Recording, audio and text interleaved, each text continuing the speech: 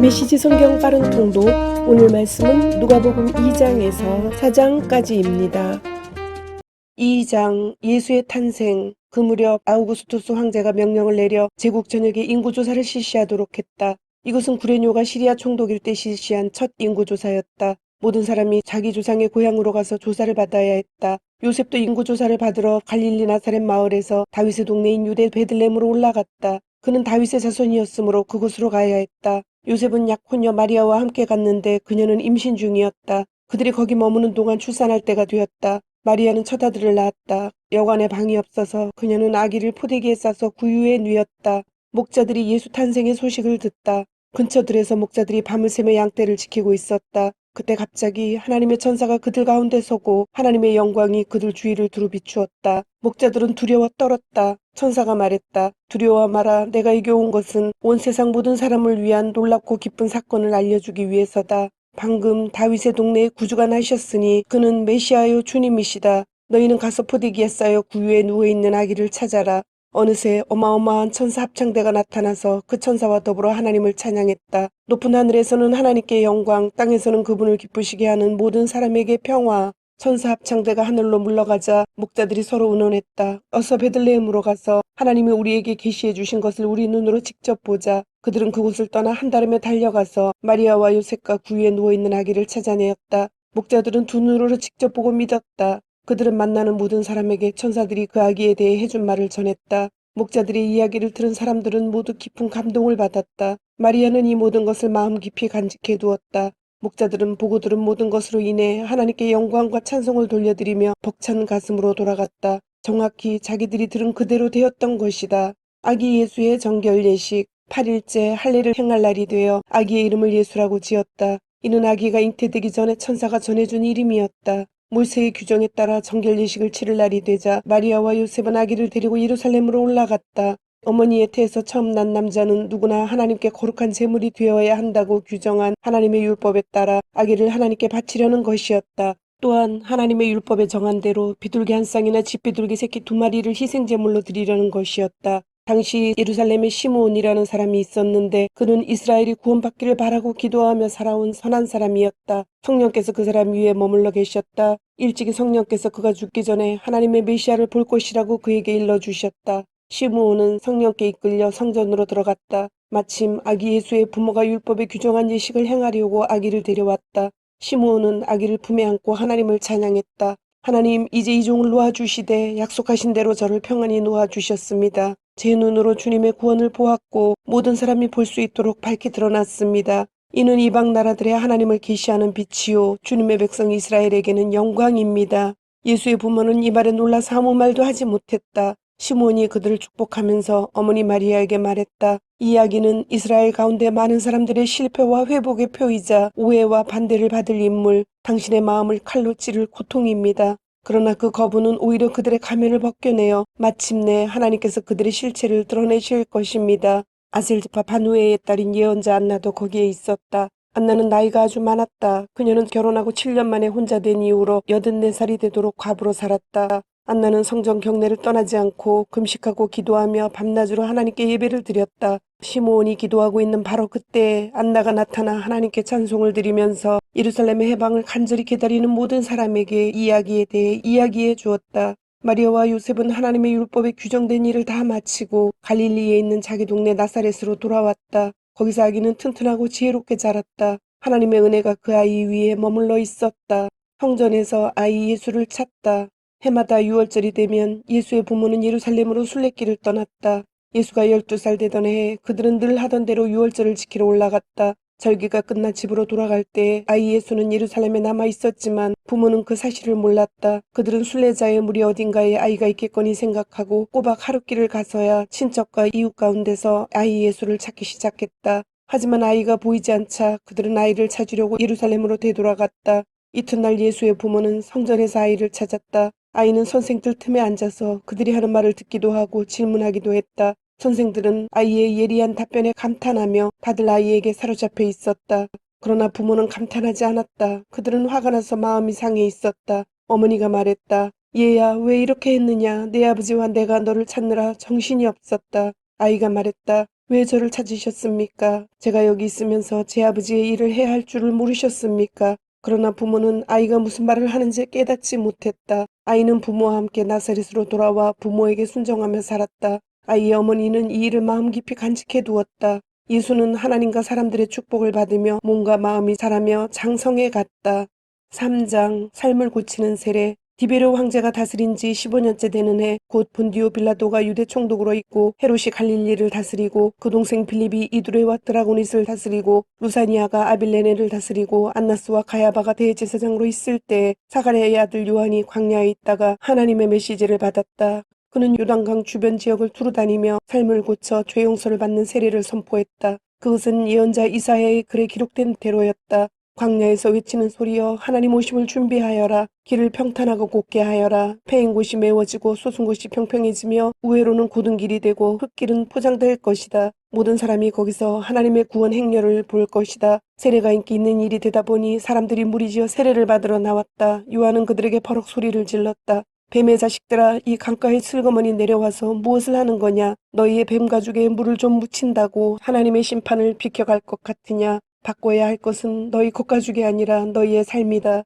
아브라함을 조상으로 내세우면 다 통할 것이라고 생각하지 마라. 아브라함의 자손인 것과는 아무 상관도 없는 일이다. 흔해 빠진 것이 아브라함의 자손이다. 하나님께서 원하시면 돌들로도 아브라함의 자손을 만들 수 있다. 중요한 것은 너희 삶이다. 너희 삶은 푸르게 꽃피고 있느냐? 말라 죽은 가지라면 땔감이 되고 말 것이다. 무리가 요한에게 물었다. 그러면 우리가 어떻게 해야 합니까? 요한이 말했다. 옷이 두 벌 있거든 한 벌은 나누어 주어라. 음식도 똑같이 그렇게 하여라. 세금 징수원들도 세례를 받으러 와서 말했다. 선생님, 우리는 어떻게 해야 합니까? 요한이 그들에게 말했다. 더 이상 착취하지 마라. 법에 정한 만큼만 세금을 걷어라. 군인들도 그에게 물었다. 우리는 어떻게 해야 합니까? 요한이 그들에게 말했다. 억지로 빼앗거나 협박하지 마라. 너희가 받는 봉급으로 만족하여라. 어느새 사람들의 관심이 고조되고 있었다. 그들은 모두 이 요한이 혹시 메시아가 아닐까 하고 궁금해하기 시작했다. 그러자 요한이 끼어들었다. 나는 이 강에서 세례를 주고 있다. 이 드라마의 주인공은 너희 안에 천국의 삶과 불과 성령을 발화시켜 너희를 완전히 바꾸어 놓으실 것이다. 그분께 비하면 나는 잔심부름꾼에 지나지 않는다. 그분은 집을 깨끗이 하실 것이다. 너희 삶을 대대적으로 정리하실 것이다.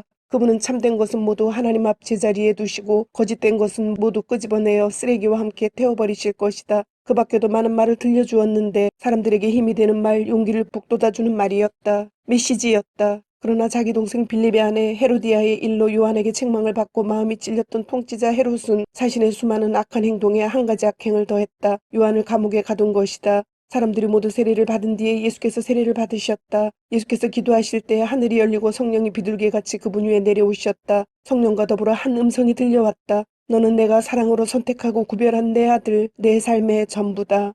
아담의 아들, 하나님의 아들. 예수께서 공생애를 시작하실 때 나이가 30살쯤 되셨다. 그분은 사람들이 알기로는 요셉의 아들이었고 요셉은 헬리의 아들, 헬리는 마따스의 아들, 마따스는 레위의 아들, 레위는 멜기의 아들, 멜기는 얀나의 아들, 얀나는 요셉의 아들, 요셉은 마따디아의 아들, 마따디아는 아모스의 아들, 아모스는 나움의 아들, 나움은 에슬리의 아들, 에슬리는 낫게의 아들, 낫게는 마앗의 아들, 마앗은 마따디아의 아들, 마따디아는 서머인의 아들, 서머인은 요색의 아들, 요색은 요다의 아들, 요다는 요하난의 아들, 요하난은 레사의 아들, 레사는 스룹바벨의 아들, 스룹바벨은 스알디엘의 아들, 스알디엘은 네리의 아들, 네리는 멜기의 아들, 멜기는 앗디의 아들, 앗디는 고삼의 아들, 고삼은 엘마담의 아들, 엘마담은 에르의 아들, 에르는 예수의 아들, 예수는 엘리에서의 아들, 엘리에서는 요림의 아들, 요림은 마따스의 아들, 마따스는 레위의 아들, 레위는 시므온의 아들, 시므온은 유다의 아들, 유다는 요셉의 아들, 요셉은 요남의 아들, 요남은 엘리야김의 아들, 엘리야김은 멜레아의 아들, 멜레아는 맨나의 아들, 맨나는 마따다의 아들, 마따다는 나단의 아들, 나단은 다윗의 아들, 다윗은 이새의 아들, 이새는 오벳의 아들, 오벳은 보아스의 아들, 보아스는 살몬의 아들, 살몬은 나손의 아들, 나손은 암미나답의 아들, 암미나답은 아드민의 아들, 아드민은 아니의 아들, 아니는 헤스론의 아들, 헤스론은 베레스의 아들, 베레스는 유다의 아들, 유다는 야곱의 아들, 야곱은 이삭의 아들, 이삭은 아브라함의 아들, 아브라함은 데라의 아들, 데라는 나홀의 아들, 나홀은 수룩의 아들, 수룩은 루우의 아들, 루우는 벨렉의 아들, 벨렉은 헤버의 아들, 헤버는 살라의 아들, 살라는 가이난의 아들, 가이난은 아박삿의 아들, 아박삿은 셈의 아들, 셈은 노아의 아들, 노아는 레멕의 아들, 레멕은 무두살라의 아들, 무두셀라는 에녹의 아들, 에녹은 야렛의 아들, 야렛은 마할랄렐의 아들, 마할랄렐은 가이난의 아들, 가이난은 에노스의 아들, 에노스는 셋의 아들, 셋은 아담의 아들, 아담은 하나님의 아들이었다.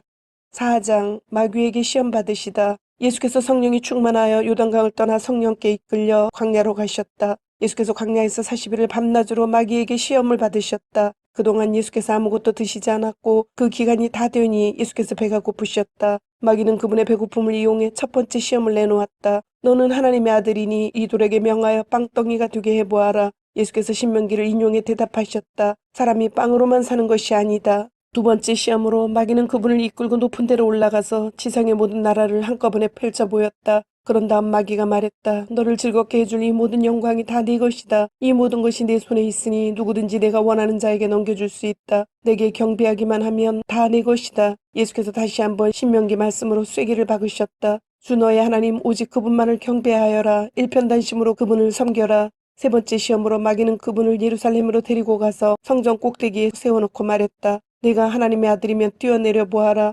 그분께서 천사들을 시켜 너를 보호하고 지키게 하셨다. 천사들이 너를 받아서 발가락 하나 돌에 치이지 않게 할 것이다 라고 성경에 기록되지 않았느냐. 예수께서 대답하셨다. 그렇다. 하지만 주 너의 하나님을 시험하지 말라고도 기록되어 있다. 그곳으로 시험이 끝났다. 마귀는 잠시 물러갔고 숨어서 다음 기회를 노렸다. 눌린 사람들을 자유케 하시다. 예수께서 성령의 능력을 입고 갈릴리로 돌아오셨다. 예수께서 오셨다는 소식이 그 지방에 두루 퍼졌다. 예수께서 회당에서 가르치시자 모든 사람이 환호하고 즐거워했다. 예수께서 자기가 자란 동네인 나사렛에 가셨다. 안식일에 그분은 늘 하시던 대로 회당으로 가셨다. 예수께서 성경을 낭독하려고 서시자 누군가 그분에게 예언자 이사야의 두루마리를 건넸다. 예수께서 두루마리를 펴서 다음과 같이 기록된 곳을 찾으셨다. 하나님의 영이 내게 임하시니 그가 나를 택하여 가난한 이들에게 복된 소식의 메시지를 전하게 하셨다. 나를 보내셔서 감옥에 갇힌 이들에게 사면을, 눈먼 이들에게 다시 보게 됨을 선포하고 눌리고 지친 이들을 자유케 하여 지금은 하나님이 일하시는 해라고 선포하게 하셨다. 예수께서 두루마리를 말아 그 맡은 사람에게 돌려주시고 자리에 앉으셨다. 회당 안의 시선이 일제히 그분께 모아졌다. 그러자 예수께서 이렇게 말문을 여셨다. 방금 너희가 들은 성경 말씀이 역사가 되었다. 이 성경 말씀이 바로 지금 이 자리에서 이루어졌다. 예수께서 어찌나 말씀을 잘하시는지 보고 듣던 사람들이 모두 놀랐다. 그러나 한편으로는 이렇게 말했다. 이 사람은 우리가 어려서부터 알던 요셉의 아들이 아닌가. 예수께서 대답하셨다. 너희는 의사야 가서 내 병이나 고쳐라 하는 속담을 이용해서 내가 가버나움에서 한 일이 있다던데 그것을 여기 내 고향에서도 해보아라 할 것이다. 하지만 내가 너희에게 해줄 말이 있다. 예언자는 자기 고향에서 환영받지 못하는 법이다. 엘리야 시대에 3년 반 동안 가뭄이 들어 기근으로 땅이 황폐해졌을 때에 이스라엘의 과부가 많았으나 시돈의 사렙다에 사는 과부에게만 엘리야가 보내심을 받지 않았느냐. 또 예언자 엘리사 시대에 이스라엘에 나병 환자가 많았으나 깨끗함을 받은 사람은 시리아 사람 나아만 뿐이었다. 회당 안에 있던 사람들 모두가 그 말에 화가 났다. 그들은 예수를 내몰아 동네 밖으로 쫓아낸 다음 동네 끝에 있는 벼랑으로 끌고 가서 그를 밀쳐 죽이려고 했다. 그러나 예수께서 그들에게서 벗어나 자기 길을 가셨다. 예수께서 갈릴리의 한 마을 가버나움으로 내려가셔서 안식일에 사람들을 가르치셨다. 그들이 놀라며 감동을 받았다. 그분의 가르침은 그들이 늘 듣던 모호한 궤변이나 인용문과는 달리 아주 솔직하고 확신에 차서 권위가 있었다. 그날 회당에 귀신들로 고통당하는 사람이 있었다. 그가 소리를 질렀다. 아, 나사렛 사람 예수여, 무슨 일로 우리한테 왔습니까? 나는 당신이 무슨 일을 하려는지 압니다. 당신은 하나님의 거룩한 분이시며 우리를 멸하러 왔습니다. 예수께서 그의 입을 막으셨다. 조용히 하고 그에게서 나오너라. 귀신은 모든 사람이 보는 앞에서 그 사람을 쓰러뜨리고 떠나갔다. 귀신은 그 사람에게 상처는 입히지 않았다. 그러자 모든 사람이 크게 놀라서 서로 수군거렸다. 이게 어찌 된 일인가? 이 사람은 말한 대로 이루어지게 하는 사람인가? 이 사람이 나가라고 명령하면 귀신도 떠나는가? 마을 전체가 온통 예수 이야기뿐이었다. 병든 사람들을 고쳐주시다. 예수께서 회당을 떠나 시몬의 집으로 가셨다. 시몬의 장모가 고열에 시달리고 있었다. 사람들이 예수께 그녀를 위해 뭔가를 해주시기를 구했다. 예수께서 곁에서 지켜보시다가 열병이 떠나라고 명령하자 열병이 떠났다. 그 장모가 곧 일어나 일행의 저녁을 준비했다. 해가 저물자 사람들이 여러 병을 앓고 있는 사람들을 예수께 데리고 왔다. 예수께서는 한 사람 한 사람에게 손을 얹어 고쳐주셨다. 귀신들을 떼를 지어 떠나가며 소리를 질렀다. 하나님의 아들이여, 당신은 하나님의 아들입니다. 귀신들이 그분이 메시아임을 훤히 알고 있었으므로 예수께서는 그들의 입을 막아 한마디도 못하게 하셨다. 이튿날 예수께서 한적한 곳으로 가셨다. 그러나 무리가 찾아 나섰고 그분을 만나자 떠나가지 못하게 그분께 매달렸다. 예수께서 그들에게 말씀하셨다. 내가 다른 마을들에서도 하나님 나라의 메시지를 전해야 한다. 바로 그 일을 하려고 하나님께서 나를 보내셨다. 너희는 그것을 알지 못하느냐? 예수께서는 갈릴리 여러 회당에서 계속해서 말씀을 전하셨다. 주님, 오늘도 말씀을 주심을 감사드립니다. 주신 말씀대로 오늘 하루도 주님의 모습을 닮아가며 말씀대로 순종하며 살도록 은혜와 용기를 주옵소서. 예수님의 이름으로 기도드립니다. 아멘.